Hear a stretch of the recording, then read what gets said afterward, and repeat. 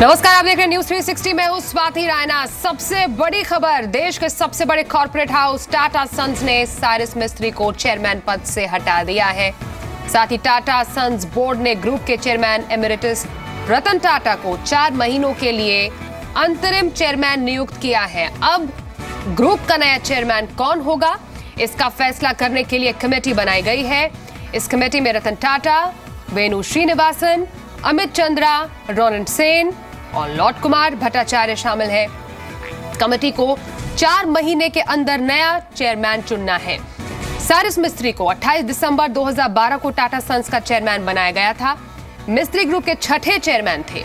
इसके पहले साइरस मिस्त्री शाहपुरजी पलोनजी ग्रुप के मैनेजिंग डायरेक्टर थे।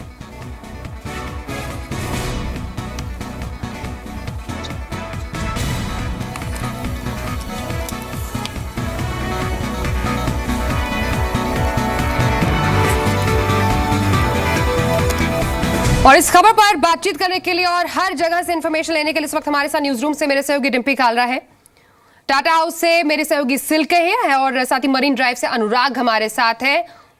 सभी सहयोगी हमारे साथ बने रहेंगे। लेकिन जो सबसे बड़ी डेवलपमेंट है आज, साइरस मिस्त्री की छुट्टी। आखिरकार इसके पीछे की वजह क्या हो सकती है? एकाएक क्या वजह है कि साइरस मिस्त्री को चेयरमैन पद से हटा दिया? दरअसल रतन टाटा से कई बातों को लेकर विवाद था, ये एक वजह बताई जा रही है। एविएशन कारोबार को लेकर दोनों में तकरार थी। एविएशन रतन टाटा का सपना था, मिस्त्री आगे नहीं बढ़ा सके। साथ ही मिस्त्री के कामकाज से रतन टाटा कहीं ना कहीं खुश नहीं थे। टाटा टेली और डोकोमो विवाद को वो सुलझा नहीं सके, ये एक बहुत बड़ी वजह मानी जा रही है। टाटा स्टील का इंग्लैंड में कारोबार वो बेच नहीं पाए, ये भी एक बहुत बड़ा ट्रिगर माना जा सकता है साइरस मिस्त्री की छुट्टी को लेकर। और कई सवाल जो उठ रहे थे, उसके बाद आखिरकार साइरस मिस्त्री को चेयरमैन पद से हटा दिया गया। मेरे सहयोगी सिल्की इस वक्त टाटा हाउस के बाहर है। सिल्की, क्योंकि आप टाटा हाउस के बाहर है, जब से खबर आई है डेफिनेटली काफी ज्यादा मूवमेंट वहां पर हो रही होगी, काफी ज्यादा लोगों का आना जाना वहां पर होगा। इतने बड़े कॉर्पोरेट हाउस के में इतनी बड़ी यहाँ पर खबर जो आई है फेरबदल की, उसके बाद फीलिंग आपको वहां पर क्या लग रही है? कौन आ रहा है, कौन जा रहा है, क्या इंफॉर्मेशन है? फिलहाल आते जाते हमें ज़्यादा लोग नहीं दिखे हैं, लेकिन अंदर जो मीटिंग चल रही है, उस जो बोर्ड मीटिंग के रिजल्ट्स आए हैं, जो आउटकम आया है, जो स्टेटमेंट दिया गया है, उसे माना जा रहा है कि इस साल कॉर्पोरेट घराने, जो सबसे बड़े कॉर्पोरेट घराने हैं, उसका सबसे बड़ा खबर है ये, जो कि जिसमें साइरस मिस्त्री के रिप्लेसमेंट की अब तलाश की जानी है। और जो कमेटी का गठन किया गया है, उन्हें 4 महीने का वक्त दिया गया है, जो नेक्स्ट साइरस मिस्त्री के रिप्लेसमेंट है उनको सर्च करने का, उनके सक्सेसर को ढूंढने का। ये एक बहुत बड़ा डेवलपमेंट है। हालांकि यहाँ पे बताया जा रहा है, अंदरूनी सोर्सेज जो हैं, जो कुछ हमारे सूत्र हैं, उनके द्वारा जो हमें जानकारी दी जा रही है, उसके हिसाब से जो एक्सपेक्टेशंस थी साइरस मिस्त्री से टाटा ग्रुप के संचालन को लेके, वो एक्सपेक्टेशन फुलफिल नहीं हुई और इसी वजह से बोर्ड ने लार्जर शेयर होल्डर्स के इंटरेस्ट में इस फैसले को लिया है। वाकई कुछ इंपॉर्टेंट यहाँ पर डेवलपमेंट्स हुई है पिछले काफ़ी टाइम से और इसी वजह से साइरस मिस्त्री को यहाँ पर हटाया गया है चेयरमैन पद से। लेकिन अचानक से ये डिसीजन हुआ है। लेकिन इस वक्त एक जो इन्फॉर्मेशन वो आ रही, सूत्र कह रहे हैं कि शाहपुरजी पलोनजी इस फैसले को चुनौती दे सकता है।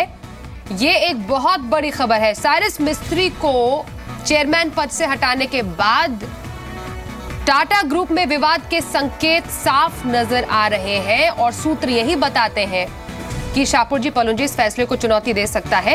इनफैक्ट इससे पहले साइरस मिस्त्री शाहपुरजी पलोनजी ग्रुप के मैनेजिंग डायरेक्टर ही थे। हमारे साथ एडिटर इनपुट राजेश सिंह भी है। इस पूरे इनफैक्ट इन्फॉर्मेशन जो भी आई है राजेश जी, मैं आपसे समझना चाहूंगी कि ये जो पूरी डेवलपमेंट हुई है, आपको लगता है कहीं ना कहीं टाटा ग्रुप में ही अब विवाद के संकेत नजर आ रहे हैं? क्योंकि सूत्रों के हवाले से खबर आ रही है कि शाहपुरजी पलोनजी इस फैसले को चुनौती दे सकते हैं। बिल्कुल, देखिए शाहपुरजी पलोनजी जो हैं, ये इनका टाटा ग्रुप में, टाटा सन्स में सबसे बड़ा स्टेक है, तो ये एक स्टेक होल्डर्स हैं। दूसरी जो सूत्रों से खबर ये आ रही है कि इनको हटाने से पहले टाटा ग्रुप ने कई लॉयर्स से, एमिनेंट लॉयर्स से सजेशंस लिया था कि क्या बोर्ड मीटिंग के द्वारा चेयरमैन को हटाया जा सकता है या नहीं।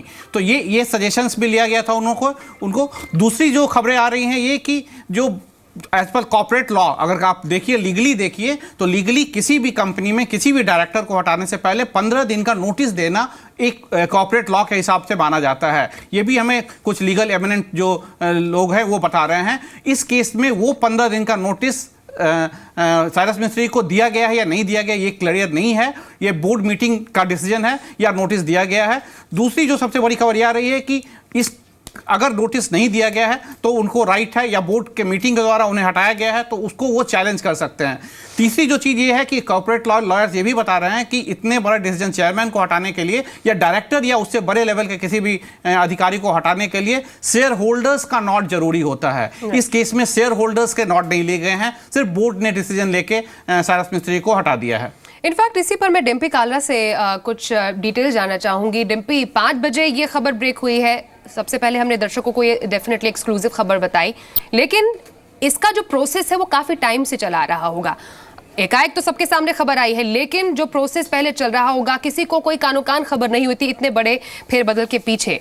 आखिरकार इसकी जो डिटेल्स है, इंट्रिकेसीज है, वो किस तरफ इशारा करते हैं कि आगे आने वाले टाइम में क्या प्रॉब्लम्स हो सकती हैं? देखिए, इसमें कोई दो राय नहीं है कि फैसला अपने आप में बड़ा है, तो इसका बेस भी कहीं ना कहीं बड़ा होगा। सिर्फ एक या दो कंपनी से जुड़ा हुआ नहीं, बल्कि पूरे ग्रुप के जो रीस्ट्रक्चरिंग को लेकर सवाल थे उससे जुड़ा हुआ है। क्योंकि अगर आप साइरस मिस्त्री को देखेंगे तो इनको मैन विद द रीस्ट्रक्चरिंग कहा जाता है। यानी कि जब से आए हैं तब से वो सभी ग्रुप्स के अंदर, चाहे वो अच्छी कंपनीज हैं चाहे वो बुरी कंपनीज हैं, अच्छी कंपनीज का कंसोलिडेशन और बुरी कंपनीज को वहाँ से उभार के या फिर बंद करने को लेकर जो प्रयास था, उसके लिए वो फेमस थे, वो जाने जाते थे। अगर आप इनके कोर बिजनेस में भी आके देखें, जैसे आपने शुरुआत में भी कहा कि रतन टाटा कई मामलों को लेकर उनसे शायद थोड़ा नाराज दिख रहे थे, वो सारे के सारे बिजनेसेस में आपके सामने गिनवाना चाहूंगा। जैसे एयरलाइंस बिजनेस, जो कि रतन टाटा का एक ड्रीम बिजनेस था, लेकिन वहां पे लेकर अगर आप उनके पीयर कंपनीज के मुकाबले इनका कारोबार देखेंगे तो टेक ऑफ ही नहीं कर पा रहा है ढंग से। और अभी तक वो बिजनेस एक ऐसा बिजनेस है जिसको एक फ्लैगशिप बिजनेस के तौर पर कम से कम प्रेजेंट किया जा सके। ये एक बड़ी वजह हो सकती है कि कारोबार में एक साइरस मिस्त्री के लिए एक दाग की तरह यहाँ पे साबित होगा।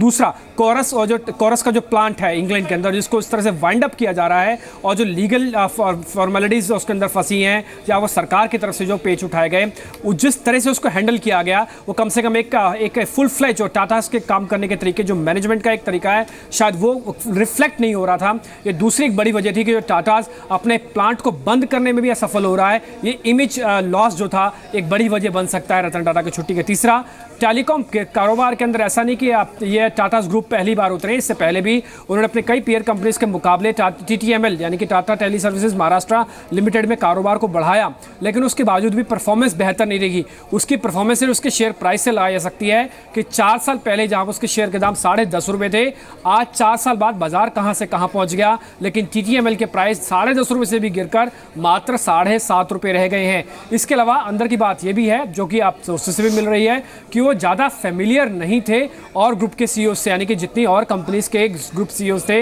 या और जो मैनेजमेंट के बड़े अधिकारी थे, उनके साथ उनका फेमिलियर रिलेशन ना होना भी एक बड़ी वजह बन रहा है, जो कि ये बताया जा रहा है कि आप एक बेस बना है, जिसकी वजह से ये फैसला आज की बोर्ड की बैठक में यूनैनिमसली लेता हुआ दिखा। सबसे इंपॉर्टेंट बात थी कि फैसला यूनैनिमसली था।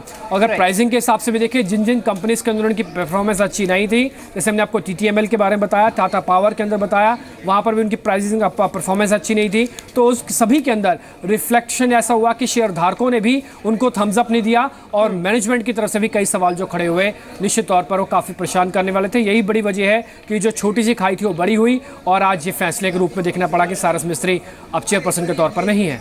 एब्सोल्युटली, लेकिन इतने बड़े कॉर्पोरेट घराने से ऐसी खबर आती है, और इनफैक्ट एक इमेज पर भी फिर सवाल खड़े होते हैं। इस पर मैं राजेश जी आपसे जानना चाहूंगी, इतने बड़े कॉर्पोरेट घराने के चेयरमैन को अचानक से हटा देना, इसके पीछे एक वजह देना, लेकिन जो उसके पीछे का विवाद है वो डेफिनेटली सामने आ रहा है। जैसे कि रतन टाटा से कई बातों को लेकर विवाद था, एविएशन कारोबार को लेकर दोनों में तकरार थी, तो ऐसे में अब कंपनी के लिए ये भी तो चुनौती है कि आने वाले टाइम में जिसको वो लेंगे, क्या वो कंपनी के अंदर का ही होगा, क्योंकि जैसा डिम्पी भी बोल रहे हैं, क्योंकि वो फेमिलियर नहीं थे वर्किंग से, क्योंकि वो बाहर के थे, तो आने वाले टाइम में ये भी तो एक चैलेंज होगा उनके लिए। बिल्कुल ये हो सकता है, और इसीलिए शायद इंटरिम चेयरमैन रतन टाटा को खुद बनाया गया है। तो अगले 4 महीने तक जब तक नया चेयरमैन का रिकमेंडेशन नहीं आता है कमेटी से, रतन टाटा इंटरिम चेयरमैन बने रहेंगे। दूसरी चीज ये भी निकल कर आए कि रतन टाटा उस कमेटी के मेंबर होंगे जो नया चेयरमैन को चुनेगा। पिछली बार जब चुना गया था साइरस मिस्त्री, तो रतन टाटा उस कमेटी के मेंबर नहीं थे।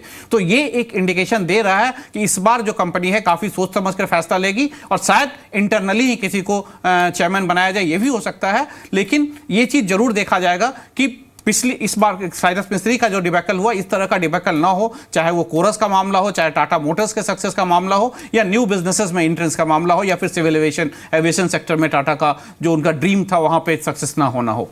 राइट, सीधे चलेंगे मेरे सहयोगी सिल्की के पास। टाटा हाउस के सामने है आप सिल्की, काफी टाइम से जब से ये फैसला आया है और खबर सामने आई है, वहां क्या हलचल आप देख पा रही हैं अभी? यहाँ फिलहाल मैंने जैसा बताया आपको कि यहाँ पे ज़्यादा हलचल देखने को नहीं मिल रही है। हालांकि अंदर में क्या चल रहा है इसकी जानकारी हम पल पल रखने की कोशिश कर रहे हैं और आपको समय समय पर इसका अपडेट भी करते रहेंगे। लेकिन जिस तरह से बताया जा रहा है, ये जो डिसीजन है ये बहुत बड़ा सरप्राइज़ है, क्योंकि पब्लिक डोमेन में इसके बारे में कोई भी जानकारी नहीं थी। और ये बिल्कुल ही सरप्राइज़, एक जो नेगेटिव सरप्राइज़ या पॉजिटिव सरप्राइज़ है ये तो आने वाले वक्त में पता चलेगा। लेकिन ये एक बहुत बड़ा सरप्राइज़ मिला है इन्वेस्टर्स के हित में। हालांकि इस फैसले को लिया जा रहा है और रतन टाटा के विजन को, टाटा ग्रुप के विजन को लॉन्गर टर्म पर्सपेक्टिव में ध्यान में रखते हुए ये डिसीजन को लिया गया है। हालांकि एक बात और बताना चाहूँगी कि जिस तरह से जब से साइरस मिस्त्री ने चेयरमैन बने हैं, जब से साइरस मिस्त्री, तब से टाटा ग्रुप में एक्विजिशंस कम हुए हैं और ज़्यादा जो हैं कंपनीज़ के जो लॉस वाले बिजनेसेस हैं उनको हटाने की कोशिश, हाइव ऑफ करने की कोशिश की गई है। तो ये सारी तमाम चीज़ें हैं जिससे मैनेजमेंट, ऐसे स्पेकुलेशंस लगाए जा रहे हैं कि मैनेजमेंट हो सकता है इन सारे जो चीज़ें हो रही थी उससे खुश नहीं है। कंपनी का डेट भी बढ़ा है और कंपनी की परफॉर्मेंस जो है वो उतनी अच्छी नहीं रही थी जितनी साइरस मिस्त्री के चेयरमैन बनने पे उम्मीद जताई जा रही थी। इनफैक्ट जो हमने आपको बताया कि शाहपुर पलोंजी जो है वो इस पूरे फैसले को चैलेंज कर सकते हैं डिम्पी, क्योंकि पलोंजी की टाटा सन्स में सबसे ज़्यादा हिस्सेदारी है 18.5% की। तो ऐसे में अब इस फैसले के बाद आपको क्या लगता है, क्या डेवलपमेंट्स न्यू हो सकती हैं? देखिए, मैटर लीगल में है और ये बात लीगल फैसला है के तौर पर ही इसको अभी तक देखना चाहिए। लेकिन हाँ, क्योंकि कल मार्केट्स खुलेगा और टाटास के ज़्यादातर कंपनीज लिस्टेड हैं, तो उसका रिएक्शन देखने को मिलेगा। जिस तरह का अभी तक न्यूज़ फ्लो आ रहा है, और राजेश जी भी बता रहे थे कि हाँ बड़ा ग्रुप चेयरपर्सन, उसमें शाहपुंजी का हिस्सेदारी भी ज़्यादा है, और अगर चैलेंज करता है तो नो डाउट इसको एक बहुत ही एक जिसे कह सकते हैं कंफर्ट के साथ उनको चेयरपर्सन से हटाया गया। ऐसा नहीं है, बल्कि इसका रिएक्शन कल मार्केट्स में आपको शेयर प्राइसिंग पर देखने को ज़रूर मिलेगा। हो सकता है यहाँ पे कुछ एक कंपनीज पॉजिटिव और कुछ एक कंपनीज नेगेटिव भी आपको रिएक्ट करते हुए देखे, जैसे टाटा स्टील, जिसपे उनके परफॉर्मेंस कम से कम बेहतर नहीं रही, उनके डिसीजन या उनके कार्यकाल में फैसले अच्छे नहीं लिए गए। अब अगर रतन टाटा इंटीरियम चेयरपर्सन के तौर पर काम करेंगे तो एक्सपेक्टेड है कि हो सकता है टाटा स्टील में यहाँ पे एक पॉजिटिव एक मोमेंटम आता हो दिखे। लेकिन जहाँ तक आपने बोला कि हाँ कि यहाँ पे लीगल मैटर है, अभी तक की जितने घटनाक्रम हुए हैं, चाहे सोर्सेज के हवाले से खबर है या वो लीगल्स के सोर्सेज हमको इन्फॉर्मेशन दे रहे हैं, राजेश जी भी उसको ट्रैक कर रहे हैं लगातार, इससे ये चीज़ तो कम से कम तय है कि जो एग्जिट हुआ है साइरस मिस्त्री का वो इतना कंफर्ट नहीं है, और शायद एक्शन लीगल टर्म्स पे आपको कुछ और बढ़ता हुआ दिखेगा। और सोर्सेज से ये भी इंफॉर्मेशन भी है कि अगले हफ्ते CEO से भी मिल सकते हैं रतन टाटा। एक टाउन हॉल भी हो सकता है जिसमें सभी कंपनीज के चेयरपर्सन को बुलाया जाए, और सिलेक्शन कमेटी के बारे में राजेश जी बता रहे हैं कि वो भी फैसला अगले हफ्ते की एक बैठक करने वाली है, जिसको लेकर हो सकता है अगले 4 महीने में फैसला लिया जाए। तो ये जो एग्जिट है, कम से कम सिर्फ इसको एग्जिट ना समझते हुए बल्कि ये समझा जाएगा कि अलग अलग स्टॉक्स पे कल आपको रिएक्शन पॉजिटिव नेगेटिव भी देखने को मिल सकता है। लेकिन एक चीज तय है कि कल सभी के सभी टाटा ग्रुप की जितनी भी कंपनीज हैं, चाहे लॉस मेकिंग है चाहे प्रॉफिट मेकिंग है, रिएक्शन सब में मिलना लाजमी है। रिएक्शन डेफिनेटली मिलना लाजमी है। इनफैक्ट राजेश जी आपसे समझना चाहेंगे कि अब आने वाले टाइम में पॉजिटिव रिएक्शन है या नेगेटिव रिएक्शन है, एक कारण के चलते साइरस मिस्त्री को हटाया गया है, लेकिन अब इम्पैक्ट कैसा हो सकता है कंपनी के लिए इसका? देखिए, ये तो देखने वाला होगा कि कैसे कोर्ट इस मुद्दे को देखती है। पलोंजी ग्रुप जो है वो क्या अपने एजेंडे में लेके जा रहा है कोर्ट में, और क्या क्या पॉइंट्स उनके होंगे, ये काफ़ी कुछ उस पर डिपेंड करता है कि आगे कैसा होता है। अगर कोर्ट उनको फिर से रीइंस्टेट करती है या बोर्ड के डिसीजन को सही मानती है, ये एक देखने वाली मुद्दे वाली चीज़ होगी, क्योंकि ये चीज़ तो तय है कि 15 दिन का लीगल नोटिस देना होता है अगर, और शेयर होल्डर्स का नॉट होना होता है। वो इस चीज़ में इस बोर्ड के डिसीजन में हुई है या नहीं हुई है, इस पर अभी क्लैरिटी नहीं है। लेकिन इतना सही है कि ये बोर्ड का डिसीजन से पहले टाटा ग्रुप ने कुछ लॉयर्स से, सीनियर लॉयर्स से कंसल्ट किया था और उनसे लीगल ओपिनियन ली गई थी बिफोर साइरस मिस्त्री को हटाने से पहले। ऑलराइट सिल्की, क्योंकि आप वहां पर टाटा हाउस के सामने हैं, क्या कोई ऐसी इन्फॉर्मेशन है कि कभी कोई ऑफिशियल अनाउंसमेंट हो सकती है इसके लिए? क्योंकि अभी तो हमने रिटर्न ही देखा है, जितने भी स्टेटमेंट्स आए होंगे, कोई ऐसी इन्फॉर्मेशन अनाउंसमेंट जो खुद ग्रुप की तरफ से है इस पूरे मैटर को लेकर?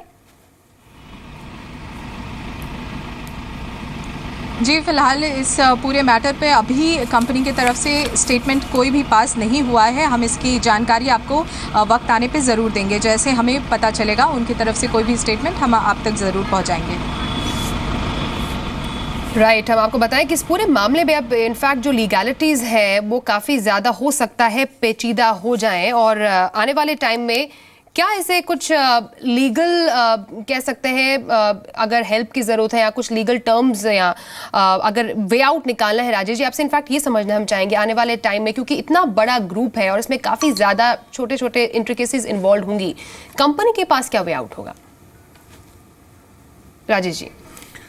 बिल्कुल, देखिए ये अब बहुत कुछ डिपेंड करता है कि कंपनी क्या, पालोंजी ग्रुप जैसा कि मैंने कहा, वो क्या पॉइंट्स लेके जा रहे हैं कोर्ट में, अगर वो कोर्ट में जा रहे हैं तो।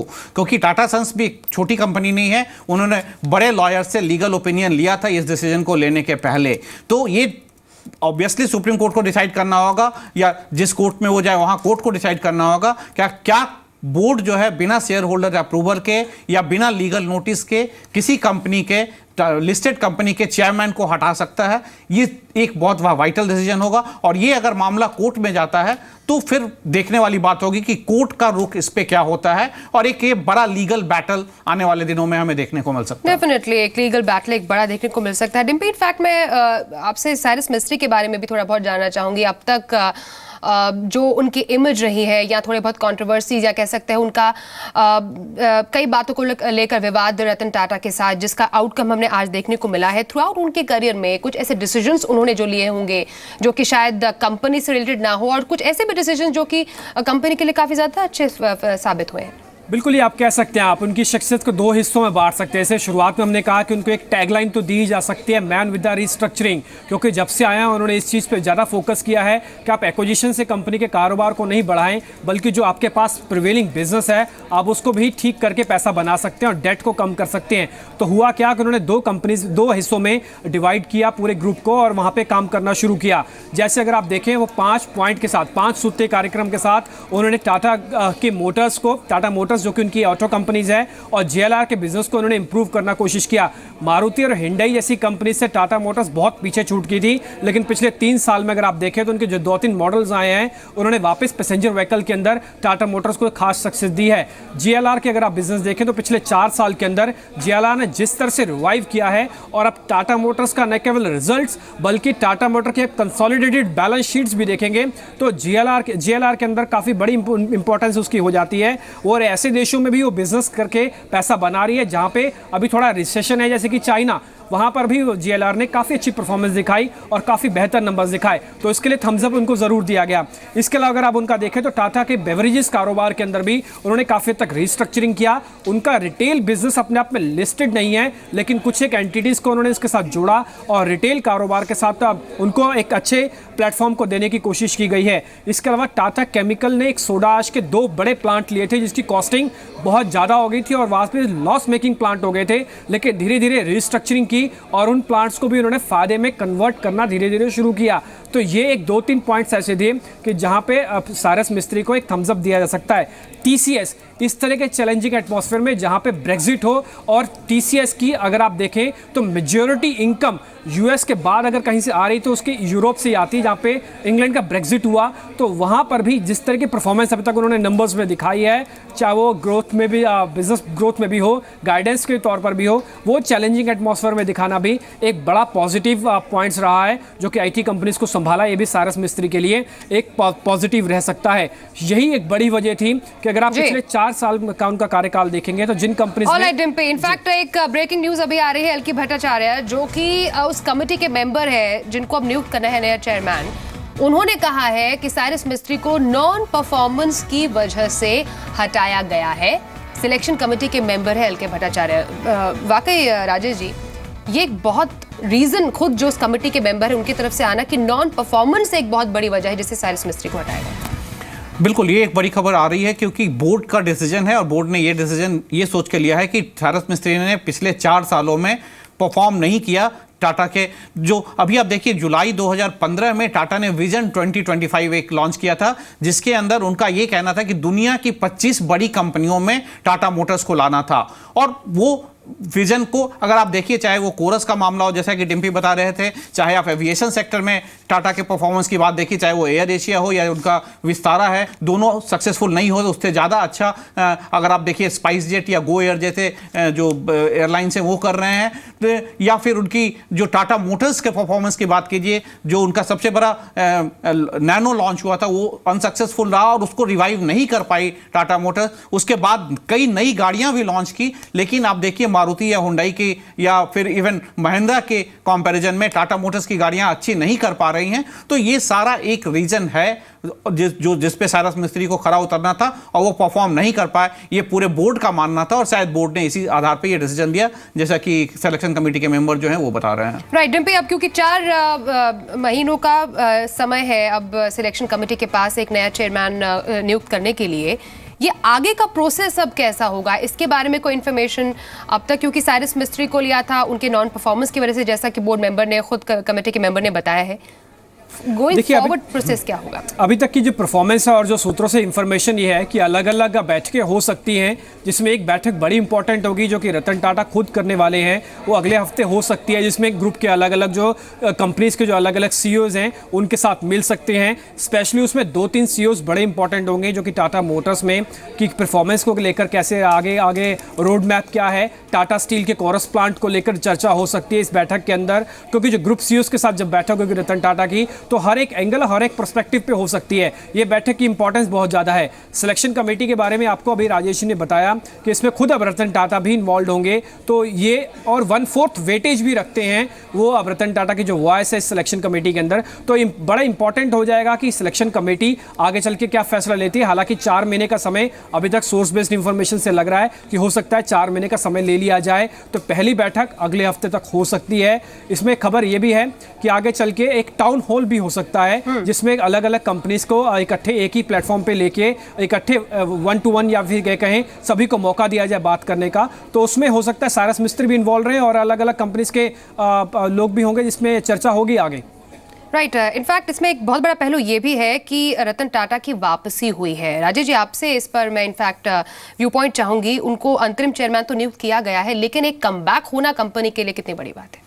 बिल्कुल, देखिए ये एक सिग्नल है। शायद रतन टाटा को इसलिए लाया गया है क्योंकि कल जब मार्केट खुलेगा तो ये एक एडवर्स इंपैक्ट ना हो, क्योंकि किसी भी इतने बड़े ग्रुप के चेयरमैन को हटाया जाना एक एडवर्स इंपैक्ट कंपनी के लिए हो सकता है। रतन टाटा एक क्रेडिबल फेस है। रतन टाटा सन्स को काफ़ी सालों तक आप देखिए जेआरडी टाटा के बाद रतन टाटा सक्सेसफुली चला चुके हैं। उनका एक स्वच्छ इमेज है, एक बड़े अनुभवी वो एक लीडर हैं, तो उसको इसीलिए इंटरिम चेयरमैन बनाया गया है और एक टाइम बाउंड नए चेयरमैन के लिए भी दिया गया कि 4 महीने के अंदर नया चेयरमैन बना दिया जाएगा, नया चेयरमैन का रिकमेंडेशन आ जाएगा। तो ये एक मार्केट में सिग्नल देने की बात है कि टाटा सन्स जो एक इतनी बड़ी ग्रुप है उसके इमेज को धक्का ना लगे और उसको संभाला जा सके। अब हमारे साथ एमएल लाहौटी जो कि हाईकोर्ट के जज रह चुके हैं वो जुटे हैं। सर, सबसे पहले सवाल हम ये जानना चाहेंगे आपसे कि स्पेसिफिकली साइरस मिस्त्री को टाटा सन्स के चेयरमैन पद से बोर्ड के डिसीजन के द्वारा हटाया गया, ये कितना लीगली वैलिड है? क्या एक लिस्टेड कंपनी में शेयर होल्डर्स का अप्रूवल या 15 दिन का नोटिस देना जरूरी होता है या नहीं?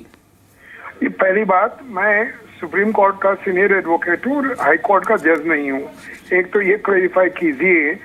दूसरा, देखिए, मेरे को इसके फैक्ट्स मालूम नहीं, किंतु बड़ी ये अनयूजुअल या अचंभे की बात है साइरस मिस्त्री को इस हिसाब से हटाना, क्योंकि जब रतन टाटा रिटायर हुए थे तो उन्होंने नाम ही साइरस का रखा था, और चूंकि सालोन जी सबसे बड़े स्टेक होल्डर हैं, इसलिए नेचुरल भी था। आज की जो घटना का कार्यक्रम है या किस प्रकार से ये हुआ, ये शायद एक भूचाल की तरह है जो भारत की आर्थिक व्यवस्था के अंदर इन दिनों देखा नहीं गया। सर, हम आपसे एक लीगल पॉइंट चाह रहे हैं, लीगली ये जानना चाह रहे हैं कि क्या लीगली ये अलाउड है कि बोर्ड के डिसीजन के द्वारा चेयरमैन को, ऐसे लिस्टेड कंपनी, इतनी बड़ी कंपनी चेयरमैन को हटाया जा सके बिना शेयर होल्डर्स के अप्रूवल के? नहीं, नॉर्मली तो देखिए ये ईजीएम कॉल होती है, एक्स्ट्रा ऑर्डिनरी जनरल बॉडी, जितने शेयर होल्डर है, मैं नॉर्मल सिचुएशन की बात कर रहा हूँ, और उसके अंदर डिसीजन लिया जाता है। किंतु कई बार यदि कंपनी के आर्टिकल्स या मेमोरेंडम में ऐसा प्रोविजन है कि भाई बोर्ड ऑफ डायरेक्टर को भी पावर है, तो बोर्ड ऑफ डायरेक्टर कर सकता है। किंतु ये अनयूजुअल है, मेरी समझ में इसके पीछे जरूर कोई बात होगी, otherwise suddenly board of director बिना ईजीएम कॉल किए इतना बड़ा एक डिसीजन लिए, ये बहुत ही मतलब लीगली भी बहुत बड़ी आश्चर्य की बात है, और नेचुरली इसको चैलेंज किया जा सकता है यदि ये आर्टिकल्स और मेमोरेंडम के खिलाफ डिसीजन लिया गया है। मिस्टर लाहौटी, आप हमारे साथ बने रहिए, हमारे साथ आरएस लूना भी जुड़ गए हैं। सर, हम आपसे भी वही चीज जानना चाहेंगे जो हमें सूत्रों से खबर ये आ रही है कि जो पैनल के कमेटी के एक मेंबर हैं, उनका ये कहना है कि नॉन परफॉर्मेंस के लिए साइरस मिस्त्री को टाटा सन्स के चेयरमैन पद से हटाया गया है। क्या आपको लगता है कि ये लीगली वैलिड डिसीजन है? क्या बोर्ड कोई मीटिंग करके चेयरमैन को हटा सकती है? क्या एक लिस्टेड कंपनी में शेयर होल्डर्स का अप्रूवल कितना जरूरी है, या लीगल नोटिस उन्हें 15 दिन का डायरेक्टर को हटाने के लिए जो कॉर्पोरेट लॉ का रूल है वो जरूरी है? इस केस में अगर पालोंजी ग्रुप इसे कोर्ट में चैलेंज करता है तो कितने सक्सेस के रेट है? देखिए, इसमें पहली बात तो ये है कि ये अंडरस्टैंड करना बहुत जरूरी है कि मिस्टर साइरस मिस्त्री जो हैं उनको एज चेयरमैन रिमूव किया है, नॉट एज ए डायरेक्टर। तो अगर डायरेक्टर को रिमूव करना हो तो उसके लिए certainly there is a provision under law कि जहाँ पे आपको शेयर होल्डर्स के पास उनके अप्रूवल के लिए जाना पड़ता है। जहाँ तक चेयरमैन का ताल्लुक है, चेयरमैन जो है वो बोर्ड ऑफ डायरेक्टर्स अपॉइंट करते हैं और उसको एक अपॉइंटमेंट लेटर दिया जाता है।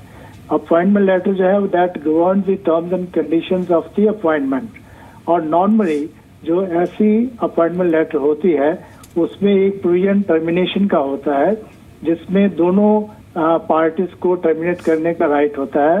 जो चेयरमैन है वो भी चाहे तो नोटिस दे के टर्मिनेट कर सकता है, कंपनी चाहे तो वो भी नोटिस दे के उसको टर्मिनेट कर सकती है। There could be also provision जहाँ पे in extraordinary circumstances the notice provision में be dispensed with. Now I don't know कि उनकी टर्म्स ऑफ अपॉइंटमेंट की क्या क्या टर्म्स हैं और बोर्ड ऑफ डायरेक्टर्स ने क्या फॉलो किया है। अगर अपॉइंटमेंट लेटर में ये रिक्वायर्ड है कि उनको नोटिस देना होगा और नोटिस नहीं दिया तो then there is an issue that the removal can be question. Mister Lahoti, अब आपसे ये जानना चाहते हैं कि ये कॉर्पोरेट हिस्ट्री में शायद इंडिया के सबसे बड़ा एक रिमूवल होगा कि चेयरमैन को बोर्ड ने हटा दिया। आपको क्या लगता है अगर साइरस मिस्त्री सुप्रीम कोर्ट जाते हैं इस फैसले के खिलाफ तो उनके सक्सेस का क्या रेट है? जरूरी नहीं है, इसको वो कंपनी लॉ बोर्ड में चैलेंज कर सकते हैं, हाई कोर्ट में चैलेंज कर सकते हैं। डायरेक्ट सुप्रीम कोर्ट में इस टाइप की पिटीशन नॉर्मली एंटरटेन नहीं होती अंटिल अनलेस क्योंकि इतना बड़ा ग्रुप है और लाखों करोड़ों लोगों पर इम्पैक्ट होता है बोल के कोई पीआईएल फाइल करे। और चूंकि ये गवर्नमेंट की इंस्टीट्यूशन के अगेंस्ट में डिसीजन नहीं है, इसलिए पीआईएल हो नहीं सकता। मेरी समझ में जो भी मूव होगा कंपनी लॉ बोर्ड में होगा और उसके बाद बॉम्बे हाई कोर्ट में हो सकता है। मिस्टर लूना, ये भी हो सकता है कि क्या आप अगर शापोंजी ग्रुप चला जाता है लीगल्स में और आगे जाके इस फैसले को चैलेंज करता है, क्या एक स्टे ऑर्डर मिल सकता है और ये पूरी कवायद को भी रोका जा सकता है कुछ एक दिनों के लिए? वो जैसे ही है उसी स्टेज में उसको रखा जाए और जब तक कोई बड़ा फैसला, जैसे आप कह रहे थे कि जब तक मेमोरेंडम ऑफ आर्टिकल या एसोसिएशन के अंदर कोई क्लैरिटी नहीं आ जाए तब तक आप शायद इस पर कमेंट नहीं करेंगे, लेकिन क्या एक स्टे ऑर्डर लिया जा सकता है एज इट इज़ बनाए रखने के लिए सिचुएशन को, क्योंकि सभी कंपनीज लिस्टेड हैं ज़्यादातर टाटा ग्रुप की? हाँ, देखिए, स्टेटस को के ऑर्डर का बेस होता है कि कोई जो एक्शन लिया गया वो इलीगल है या अनलॉफुल है, ये आर्टिकल्स या मेमोरेंडम के खिलाफ है। यदि आर्टिकल्स और मेमोरेंडम या कंपनीज एक्ट के अंदर जो प्रोविजन है उसका कोई वायलेशन नहीं है तो नेचुरली पिटिशन ही मेंटेन नहीं होगी और स्टे या स्टेटस को का प्रश्न नहीं उठता है। जी जी, बहुत शुक्रिया आप सभी मेहमानों का हमारे साथ जुड़ने के लिए, हमारे सहयोगियों का हमारे साथ जुड़ने के लिए, उस पूरी खबर पर अपडेट देने के लिए। डेफिनेटली इस बड़ी खबर पर जी बिजनेस की नजर भी लगातार बनी रहेगी और अपडेट जो भी रहेंगे इस पूरे मामले में हम आपको आगे भी देते रहेंगे।